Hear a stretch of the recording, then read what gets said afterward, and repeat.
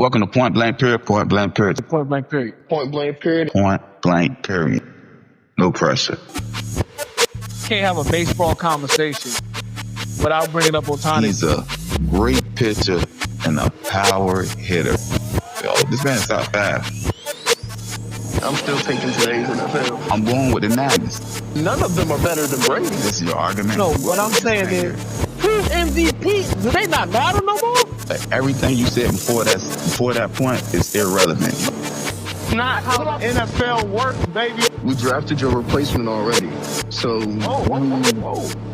don't got to talk to no peons. why not just come back and prove? This time you're really going off. Fireworks. Because we can't argue facts. What I told you when you got involved with this. This Grown is man business. Grown man business. Welcome to Point Blank Period Podcast. This is an impromptu podcast. This is snow day. We got it all covered. So with that being said, I want to say this first.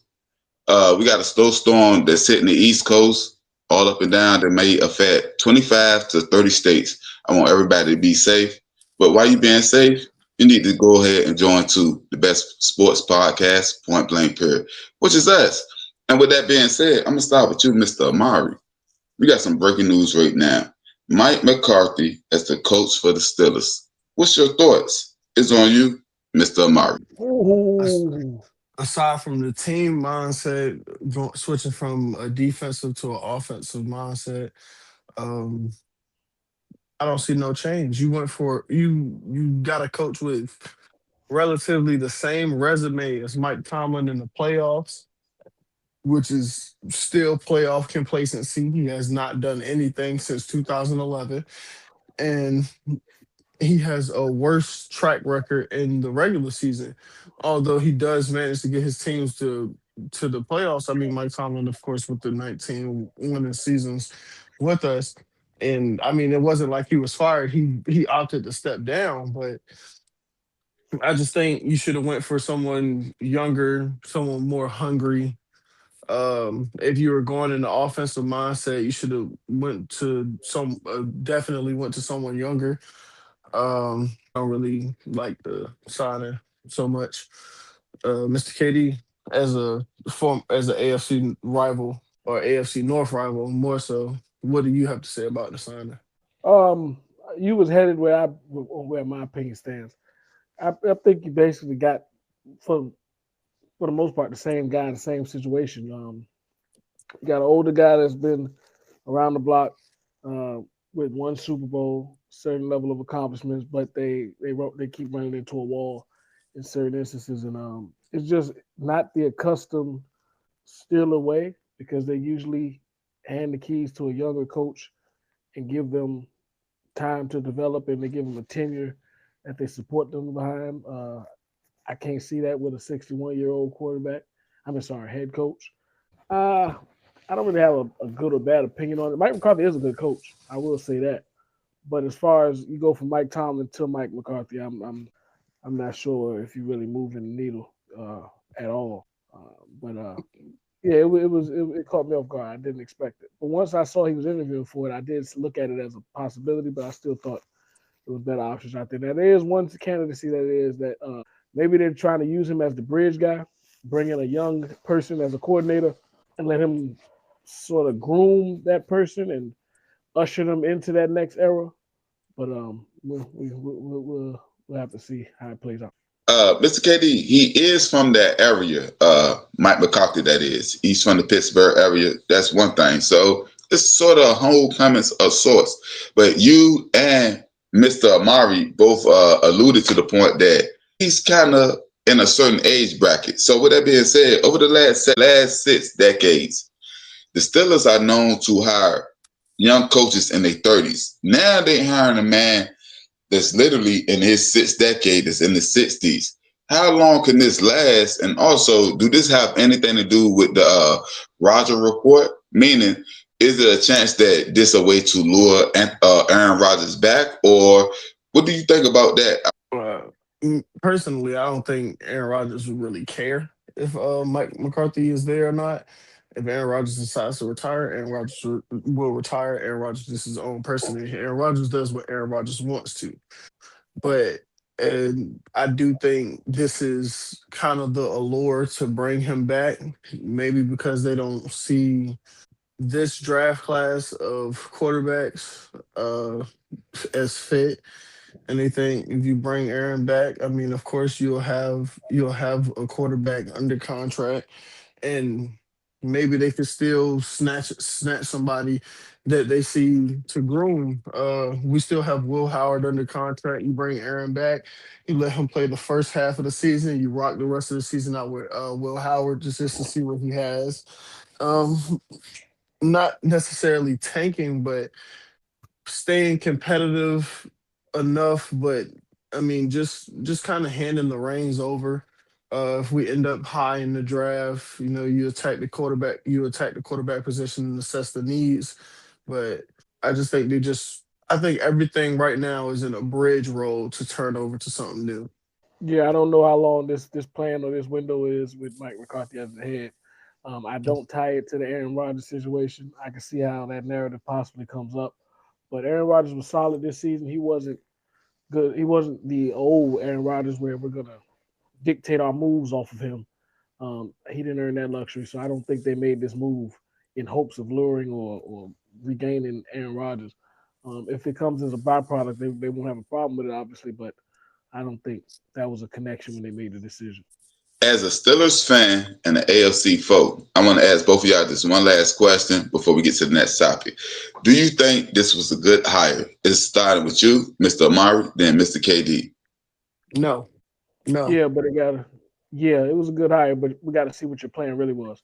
Like I said, I think the plan was, and I think me and Amari hinted at it. I think this is a bridge move where we're going to bring in a young guy, I think offensive young guy, and let him, kind of ease his way into the way we want things done. And then Mike McCarthy could usher him into his era. But as of right now, I think in the scope of things, Mike McCarthy, like I said, is a good head coach. It's a good hire to me. You could have went a lot of other different ways, but I think this is a good hire. So, with that being said, we get to our topic. My eyes is on who they're going to get for DC. That's really what will make this hire even better or worse. So, we're going to get to that. I'm going to get to the next topic, and I'm starting with you, Mr. KD. The Bills coaching debacle. The reason the owner fired the coach is because of the crying and being dismayed after the game when they lost. Me, I got my personal feelings about why they was crying in particular, but what do you think about the reason that he gave for firing the coach? Is this confirmed? Because I gotta ask that with you, man. They said they fired him because of crying. Is this real? I don't think it's a fireable offense. If there's truth to that, like I said, I didn't look into it. I'm going off of what you guys said. If there's truth to that, then it fits the organization. Like I told IT when this news actually did come out, Buffalo is seeming to be the better version of the Jets. Organization is making your team bad, but it's not necessarily that they're bottom barrel. They're actually a top team, and that's because they figured out the quarterback position, which is something Jets can't. But they can't push to get into a Super Bowl, which the Jets will never see also because they can't see the playoffs. Question, because you said that, and I was like, which drove me down a different lane of thinking while I was brainstorming over here. If the Bills didn't have Josh Allen, can you imagine how bad they would be? They would be the Jets. Like I said, they are the better version of the Jets because they have the quarterback position figured out. They just the Jets with Josh Allen. That's it. We ain't gonna say better. We just gonna say they're the Jets with Josh Allen. But no, yeah, because I think the Jets got better talent, to be honest, with Garrett Wilson, because they got a wide outside of quarterback, outside of quarterback this year. But my thing is, so you fired him because the players are emotionally invested in winning. Yes, that's a fireable offense. And they lost. Isn't that a sign that they have bought in and they believe in what they have in that locker room? Therefore, but we lost. How they're looking at it is because we lost. and this is so another thing that the GM brought up was their seating, and how he actually conveyed the question was he was like, "What do the numbers 5, 2, 2, 3?" He was like 5, 2, 2, 3, 3, and 6 mean to you? And the reporter asked, "I don't know." He said, "What are those numbers?" He said, "That's been our seating for the past 7 years, and that means nothing because nothing came from it." And you do all So, that, and you most likely going either move Joe Brady up or bring in an old Bill guy. So what is the real? so Yeah. and Mr. Kobe, and that's what I'm going at right now. So Philip Rivers getting coaching consideration in Buffalo. Is that a joke? I'm gonna start with you, Mr. Amari. Is that a joke that Philip Rivers is getting actual consideration for a coaching position? Not even a coaching position, a head coach position. A Buffalo with Josh Allen that both of y'all said is a elite quarterback. It's on you, Mr. Amari. It's I don't think it's a joke because it's true news, but I think it's very one inconsiderate in how all the other coaches that are in this coaching cycle haven't been mentioned for the Bills job. But Philip Rivers just kind of jumped the line and instantly got an interview, but that's neither here nor there. I mean, with Philip Rivers playing, honestly, just playing in the league, not even a month or 2 months ago. Yeah, I don't necessarily know how that looks, especially for him to be walking in to try to be Josh Allen's coach. Listen, man. So, Listen, man. go ahead. It's not a joke. The franchise is a joke. It's going to show that he made an impulse decision because it doesn't look like he had a plan or a vision after that move. So therefore, it's not a joke. It's just showing once again franchise malpractice. And Mr. KD, I'm going right there with you with impulse decision. I think it was an impulse reaction for him to throw Keon Coleman under the bus when the question was never about Keon Coleman. They asked him about the weapons around Josh Allen and do we have enough, in particular the wide receiver room. But they never pinpointed one person. But he failed to need to jump out there and throw Keon Coleman under the bus. What is your thoughts about this, Mr. KD? We didn't basically want him, but it was the coach's decision because they wanted him so much. They pressured the GM to draft him, but he wasn't the person that would have been next on their board. So, for instance, what they're saying is, if left up to the GM, he would have drafted somebody else and not Keon Coleman. But since the coaches want him, i.e. Sean McDermott, we drafted him because he wanted him so much. This is one of his mishaps. Basically, that's what the owner said. First off, we don't know if it was McDermott. It could have been the OC. It could have been different. So don't just put that on Sean. I said Sean McDermott because they speaking after they fired him, so they're using this as justification to fire him. That's the only reason I brought his name up. And then you say the OC, he's still there. Right. So that goes to the point of dysfunction. We don't know who he's pointing at when he said the coaches wanted him. But if the OC still there, how am I shooting at you? If you still here, obviously I'm not talking about you. I'm talking about the people that left the board. Shot at the coaches. I take that more as a shot at Keon Coleman. The coaches can want you. It's still on you to be who they saw you to be. So I don't think that's a shot at the coaches. I think that's a shot at Keon Coleman. But hey, he was drafted to be the number one. He didn't turn out to be a number one. So I understand where if you say a topic or a question about weapons, our prospective number one not planning out is a big part of why we look like we have a lack of weapons. So Mr. KD, they didn't say number one. They said the weapons that Josh Allen has. See, that's different. They didn't talk about a number one. They didn't talk about a person. They talked about a group. He made it. If they say the weapons, they're not going to talk about running back because you have James Cook. They're not going to talk about tight ends because you have solid tight ends. So where the one point where you lack of is a number one receiver. So therefore, he's going to get put into that answer because Because if he would have panned out, that question might be null and void. Mr. Kennedy, I got to ask you this question because I was going to wait till I did my rant, but I'm going to ask you this question. If your owner would have went out there and said, Joe Burrow asked us to make sure that we paid both of our wide receivers, that's why we don't have a run stopper or be a defensive run passer or be a nice cornerback. The reason our defense sucks is because Joe Burrow, he'd be throwing Joe Burrow under the bus. But he wouldn't say that if Joe Burrow was still on the team. He wouldn't say that if Joe Burrow not on the team. My point is, he's saying this as a direct shot to Sean McDermott to say, you wanted this man. He was no good. You and him are the reason we are this bad. But what I'm saying is nobody asked him this question. You don't think that's out of bounds? Like I said, I get what you're saying. You're trying to put the context clues and you pointing at Sean McDermott. I don't know if they pointed at Sean McDermott. I don't think they pointing at Sean McDermott because Sean McDermott is a defensive guy. I don't see him coming and saying, "Oh, we need this receiver." I think he would lean on his staff and his people on the offensive side for a better opinion on that. But like I said, I think it was a shot at Keon Coleman, and I'm pretty sure Keon Coleman won't be on that roster next year anyway. So I said it before that Keon Coleman didn't have a place on that roster after you. Actually, I believe Mr. KD, you the one that mentioned that he had a few healthy scratches in a row. So I supported him for the first one, but then they kept stringing along, and then that just means he didn't respond to the first one. So, or he didn't respond correctly.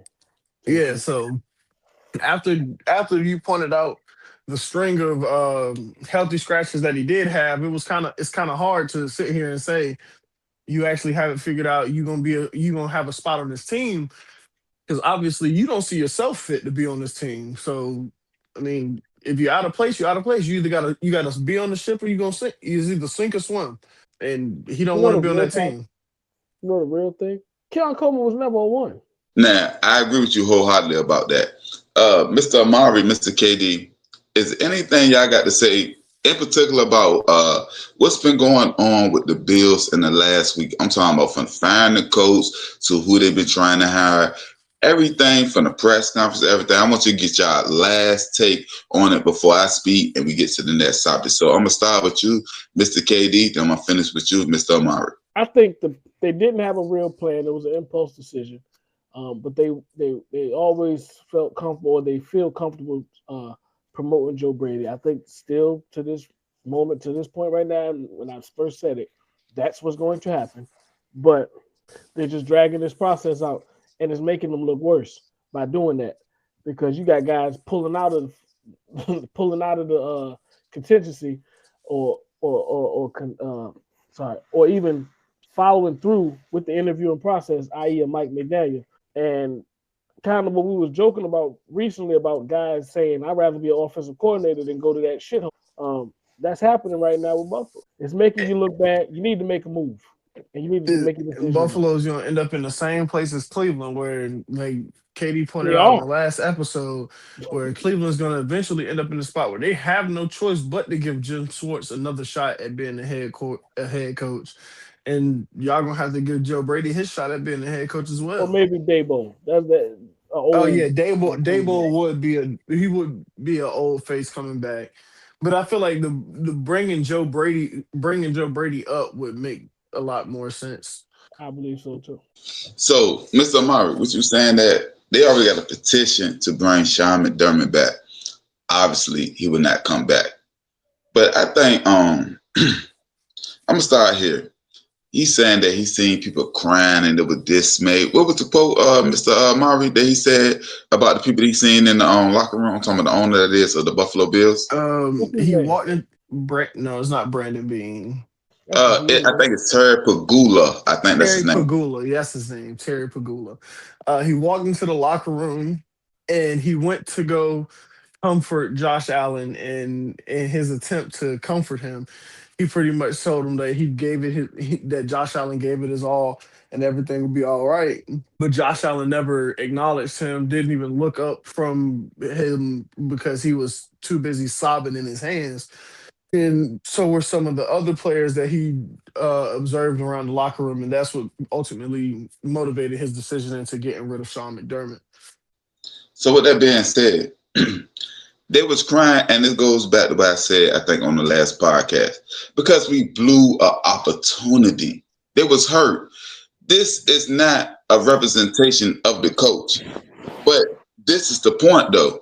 For to go from there to even having an inkling of thinking Phillip Rivers can be a coach of this team, meaning a coach with playoff at minimum, Super Bowl aspiration at maximum, that you're going to bring a man that never had any coaching experience outside of the high school realm.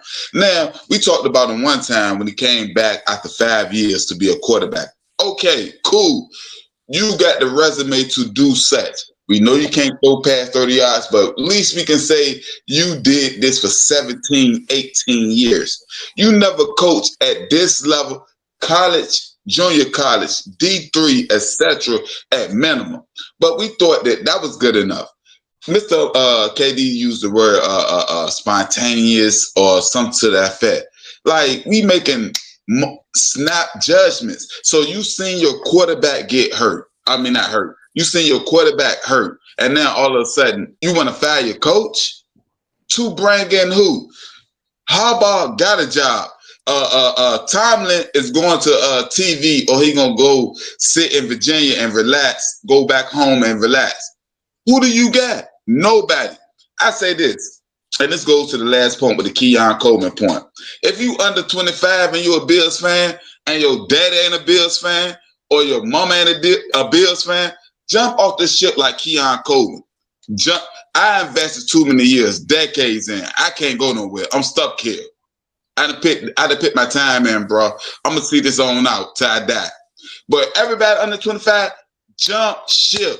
Because they telling you they making impulse decisions and none of this leads to winning. But with that being said, we're going to get to the next topic, which is Kuminga. Now, after being thrust into the lineup after the Butler injury, how would this affect him and his trade value? I'm going to start with you, Mr. KD. I'm tired of this whole Warriors and Kuminga situation. I just wish somebody would just end it. Somebody has to make the move. Somebody has to draw the line. But I don't think the injury is going to hurt his value, because I don't think his value was that high to begin with. If his value was high, he wouldn't be on that roster still. So I don't think it's going to affect him in any way. You don't think them kind of stockholding him, giving him his chance every now and then kind of help? Because it's too many narratives come out where everybody's questioning, okay, why is he still there then? And then once you keep asking that question, then you start to realize, do I want to invest in that? And then it's like, is it worth what I'm going to have to give up? Because the Warriors, they're just mismanaging the whole situation. I think both parties have been mismanaging this whole situation. So his value was down before the injury. So yeah, they're going to end up ending the season together again. I mean, I don't think they're going to be able to find what the Warriors see his value as, and what, I mean, of course, his team sees his value as well. I don't think they're going to be able to come out with a equal deal, because I believe he is set to be a free agent this offseason. But even more so, I thought they just signed him. Was it a long-term deal? Oh, I'm not sure. I know they signed something this offseason, because it surprised me. But I know they're going to be very highly motivated to try to move him, since he did request a trade. But even if so, it's like they can't find a suitable package. Like you said, they will be opening up next season together. Well, he signed a 2-year deal in September.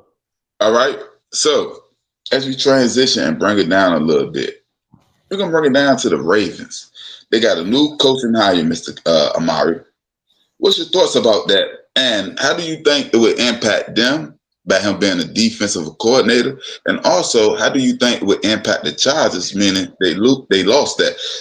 Because I believe on the last podcast, you and Mr. KD was speaking about they had a 3-headed monster at coach. They had a head coach, an offensive coordinator, defensive coordinator.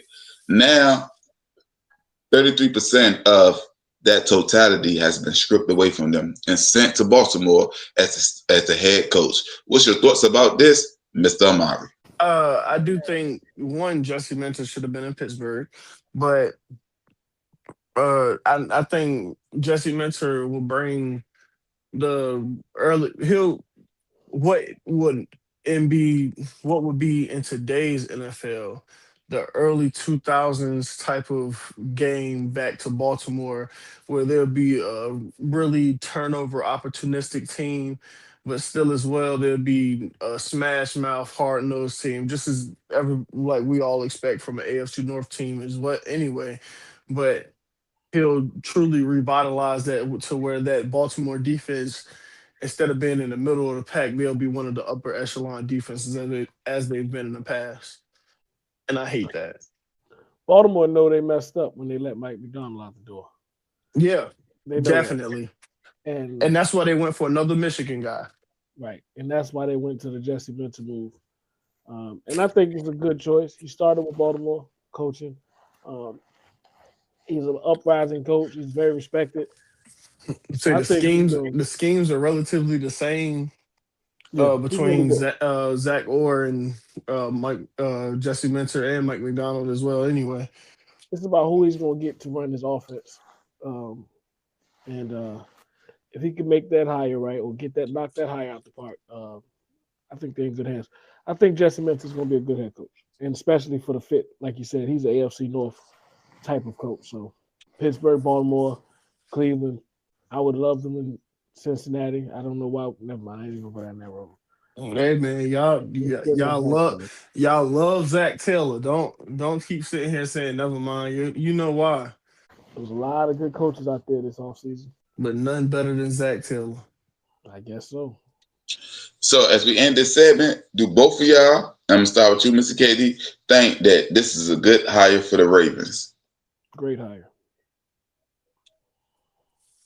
I think it was a great hire for them. Like I said, I just hate the fact that it went to Baltimore. And with the Chargers situation, there's still a lot of names out there to replace Minter. So I think they'll be all right. With the Chargers, I don't think it'll necessarily hurt the Chargers, being that their defense mainly led by veterans. So it's not gonna necessarily mean too much. That defense is gonna be what they are because they are who they are. But they just need somebody to step in and ultimately motivate them to be their best. Knowing Jim Harbaugh, he's going to try to get a veteran defensive mind or Raheem a Morris, head coach, and that's all I'm about to say. Raheem Morris is probably the top name that he's going to probably go after, or maybe a Jonathan Gannon, or whatever. Nah, my only question was why both of y'all, because both of y'all had said it, Raheem Morris would be a good fit for his defensive coordinator position. Because he's probably the best available option out there. He is. I asked that question thinking that y'all gonna say that because he ran a 3-4, because he ran a 4-3. I thought it was gonna be something to that effect. But with that being said, he's run different defenses in multiple stops. He goes off of his roster. So he's versatile. Okay. It's so personnel driven. With that being said, this is snow day. We got it all covered. So with that being said, I need to know, what's your best snow game or moment for your team? What's the best moment? Or if you was in the game and it's on you, Mr. Amari. Pittsburgh versus the Bears, 2005. Jerome Bettis, he went for 105 yards, 2 touchdowns. I mean, he just ran all over that Bears defense. I mean, of course, Brian Urlacher and that Bears front, they were one of the top defenses in that time, and just being able to move the ball as efficiently as we did with rookie Big Ben. I mean, even though Big Ben we had a great team starting out early then. It was a great game. And then Shady McCoy, snow game, 217 yards. Yeah, that's not my team though. Yeah. Well, since you brought up the Bills, I'm gonna stay recent. 2023 divisional playoffs when we knocked the Bills out in their hometown. That was after the regular season game with DeMar Hamlin incident happened, and we couldn't finish that game, and we were robbed the opportunity of getting home field advantage for that potential matchup. So we was a little teed off about that. Miss Katie. See, now we gotta go back to story time. Man, we was right there. We was together. We prayed for that man. He wasn't robbed. It was an No. I unfortunate. said we were robbed. No, not as a team. It was an unfortunate circumstances. I don't give a This, damn this, about this. none of that. We were robbed of winning home field advantage. I don't care what happened to make it the situation what it is. The humanity, the lack thereof. Hey, we were robbed, but we made up for it because we beat y'all in your house. So we made up for it. Nah, so that wasn't a robbery. It was No, God we will. were supposed to be It's home. on you. We were supposed to be home for that matchup. We were supposed to host that playoff game, but we couldn't because one of our games that season that we was winning and looked like we was about to dominate. I was the first person to call out what actually happened. We prayed for the man. Facts about that. But- Now that's facts. Me and but, you was together. Me and you together, and I didn't know, and you said it. What did you tell Mr. KD? I told you he died on the field. It was too many commercial breaks. Mm. But Yeah. but when that happened, We're not taking anything lighthearted for Hamlin. not at all. No, That was, we was together. I just want to be because all this going into the pod. Like I want everybody to know that we didn't say anything, and we really prayed and we would hope for the best for you at that moment. We was together, me and Mr. KD, and we prayed for you. So we always wish you the best, and we're not making lighthearted of the moment. But with that being said, go ahead, Mr. KD. right. So yeah, that Like he snow didn't cut some game. of that. That snow game was a great memory for me. I wish it would have been in Cincinnati, but it felt better in Buffalo, honestly. 27-10 won't never close. You know, It won't cold we enough. dominated That's all you should We say. It won't dominated cold them enough. from go. We dominated them from go. Same way we did that night. You remember that one, IT? You remember that one? You remember? Yeah. I just said we was together watching the game. No, I'm talking, But about, I'm talking about the playoffs. The snow game where you got put out. yeah. A broken clock is right twice a day. But with that being said, I'm gonna start with you, Mr. KD. This is our Mike and Mike section. Well, this is our verse section, but it's Mike and Mike. So last week, the last podcast we did, Shine to Shine, and I think either you or Mr. Amari was about to delve into the Mikes in particular. If they win the Super Bowl, what this means for their impact as a coach. And I was like, hold on. He said, well, if we don't do it now, the game may be over. But we're doing this impromptu pod, so the time is now. Shout out to John Cena. So with that being said, Mike McDaniel versus Mike Vrabel. If they was to win the Super Bowl, who would this mean more for the impact for their coaching legacy? It's on you. I'll go, Mr. Mike. Oh, wait, go ahead, KD. Go ahead, KD. Mike Vrabel. I think it would mean more for him because he was basically thrown away by another franchise and was able to turn this franchise around in one season. And now he got them in the Final Four for the NFL championship, the Super Bowl.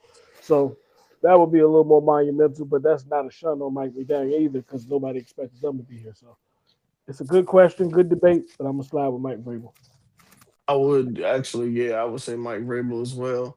I mean, being the coach of the year in 2023, or no, actually coach of the year in 2021, and then like Mr. Katie said, eventually just kind of being rolled off by one franchise, even though you showed them tremendous success in the tenure that you were there.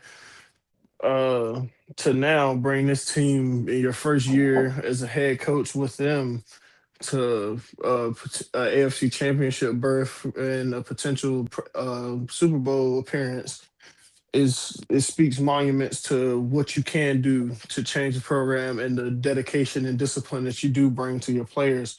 But it's no slouch to Mike Macdonald because Mike Macdonald has also welded his program with the Seattle Seahawks into a well-dominating unit, which they, as we know, became the 1 seed and dominated the NFC West for most of the year.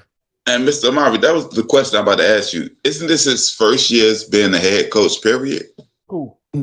No, this is his first overall year. I believe this is his second year being a head coach. He was an assistant coach for Baltimore in 2023. So you saying, he was an interim and then he did the full coaching? No, this is his second year for it being a head coach. My bad.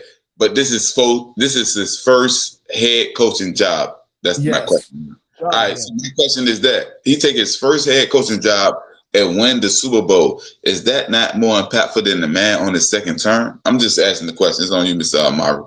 I mean, his first head coaching job and his second season to get to the Super Bowl. I would say if he gets to the Super Bowl, then yes. I mean that I feel like that would mean a lot more. Just being that I don't necessarily know he would be the first, but it just kind of again speaks volumes to what he's actually able to do to change the program and for the Seahawks to not have been seeing any of this success since the 2010s to now come back in 2026 and or 2025, 2026, and they're able to see this type of success that they haven't seen in so long. He revitalized what they thought was once gone. No, it was gone. It was gone. They they've rebuilt the Legion of Boom, and now they have what they've been calling the Legion of Doom with Nick What they Emenwari. call it? I haven't Yeah, heard Nick that. They call it Emenwari, Devin Witherspoon. Yeah, I mean, And to yeah, that point, Mr. KD, they rebuilt that. And also, I want to ask about Mike McDonald in particular. He's doing it with a quarterback that most people would consider a bust 2 years ago. So, how do this show his coaching prowess if he was to win the Super Bowl? What's your thoughts, Mr. KD? back-to-back 14 wins. We're not gonna do that. and Then we Darnold got did to it give some last. credit He to did it. Kevin He did I the McConnell. said same two, thing just last year. I said 2 years ago, meaning not this And season or last season. Mike McDonald didn't get him 2 years ago. He got him this year. No, I'm saying So he's he's doing going it off with of what he he's did doing it last with a year. quarterback that would have been considered a bust 2 years ago. I'm not giving him too much credit for the Sam Darnold situation. Because we saw Sam Darnold do this last year with Kevin McConnell. So, but that defense has been consistent and stout his whole 2 year tenure. I think he just needed a serviceable guy at quarterback. He saw Sam Darnold was an option out there. He liked what he saw. He went after it, and Sam Darnold proved his investment right. So that's credit to Sam Darnold, credit to Mike McDonald, I guess, for believing the film or believing the tape from last year and not thinking it was just an outlier season because of him being under Kevin McConnell. But I'm still going with Mike Vrabel though. All right. I'm gonna start with you, Mr. KD, with our sticky note segment of the night. What is the best inclement weather to play/watch a game in? It's on you. And I think I started this with what you said last week, because last week you spoke about how the elements of the game took away from the Chicago and the Rams game. And I said that's football, meaning the weather is a part of the game, and I love to see them play football in that type of weather. But what's the best weather for you to watch the game, meaning be there, and for you to view the game? It's on you, Mr. KD. Visible wise, as far as on the screen, light snow. Key in on the light part. Has to be light snow. We're not looking at that big accumulation where the traction on the field is the problem. No, we just want the flurries coming down a little bit sticking, and we can still have a great game with the visual of the snow. So that's the best visual inclement weather. As far as being there, come on now. Any actual athlete gonna tell you none at all. I'll take a little slight overcast, let it be a little cloudy. That's cool. Um, but I don't mind a rain game, like a light rain. I don't mind it. I'm also a guy that's in the trenches, so it's like I don't mind getting down muddy. So You got to plant your feet. So you're in the trenches. Your feet got to be planted. It's hard to plant your feet when the field conditions are wrong. That boy playing football, Mr. KD. That's what football's played at. right, I can do all that. I can get a perfect get off and everything. It's like like I said, I can do a little light rain. Um, but no, like you said, it's a key on the light because when I mean too much of anything is dangerous, and you don't want too much snow because then you get caught up in your cleats. Then you just start to slide traction and everything. Even with the rain, you don't want too much of a muddy surface, and then you can't play it, you can't cut it. You gotta start shortening moves and everything. But like I said, a little light rain. I'm not never too give you a little gloss on the muscle and everything. I like it. All right. Do anybody else got anything to say about the weather in particular, about watching it or playing in the weather? I hate to watch a game in the cold. I hate. Oh, yeah, he talking about there. I said Yeah, that's what everybody I said. wanted to be funny. Yeah. So like, defense, go ahead, Everybody Mr. wanted to be funny. Yeah, you hate to watch a game in the cold or heavy rain, heavy snow, anything like that. You hate to watch But a you game choose in the it. inclement weather, Mr. Marv. You got to choose the inclement weather. What's the inclement weather that you would? What's the best one? It's not a sunny What's the day, so you best? got to choose the one that's not Extremely sunny. hot. Is Extremely hot. I would say is the best one. I would rather it be hot. Or Extremely like I hot. said, give me a slight overcast. Okay. Let it be like 70 degrees that day. He's saying Yeah, that's not inclement. I might be a sycophant because give me that snow for the visual. You're a liar, No. man. You're a liar. You're a For I the liar. was there visual. with I you said and for watched the visual. I said No, for the visual. freezing your No tail off. no sane man is gonna choose to play in He's a liar, Mark. We was at the Commanders game. I'm saying I'm saying The whole game. to So watch the what game. we talked about last week, Mr. KD, I'm good with that. So I guess you'll call that light snow. I'm good with that. I'm good with that type of snow. I don't need no snow bowl, no ice bowl, nothing like that. I'm good with that. But for You talking me, about the visual or the the visual. That was the visual. That was the visual. For me, being there, light rain, drizzle. I'm talking about it feel like somebody spitting on you type drizzle because I ain't with it. Everything else is uncivilized. a little too descriptive there. So with that being said, I want everybody to know I this. saw him that watched the game complaining the whole time it was too cold. It wasn't even no snow out there. That's why I ain't picked the code. What the boy said to me, you acting like a bee out here. I appreciate everybody that got to the end of this pod that's dealing with the weather that's going on right now. I wish y'all the best. And I want y'all to know this. With that being said, we ain't gonna play. We out.